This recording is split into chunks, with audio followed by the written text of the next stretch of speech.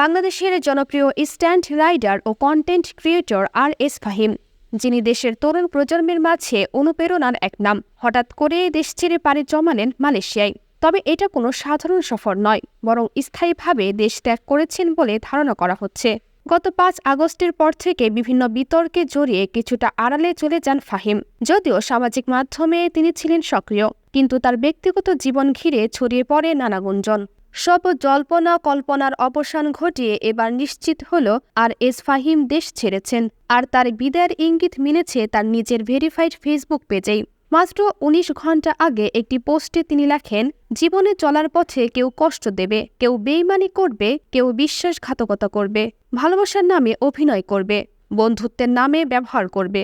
হ্যাঁ, এটাই নিয়ম। যত তাড়াতাড়ি বুঝতে পারবেন তত ভালো থাকতে পারবেন।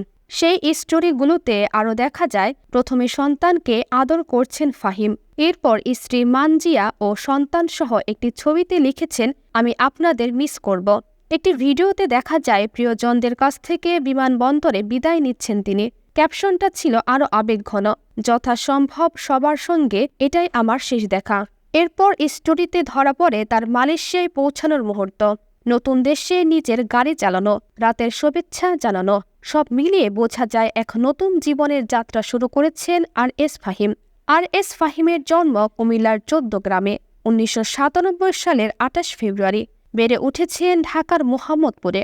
সাইকেল স্ট্যান্ড দিয়ে যাত্রা শুরু করলেও 2015 সালে ইউটিউব চ্যানেল খুলে হয়ে ওঠেন দেশের অন্যতম জনপ্রিয় বাইকার ও কন্টেন্ট ক্রিয়েটর।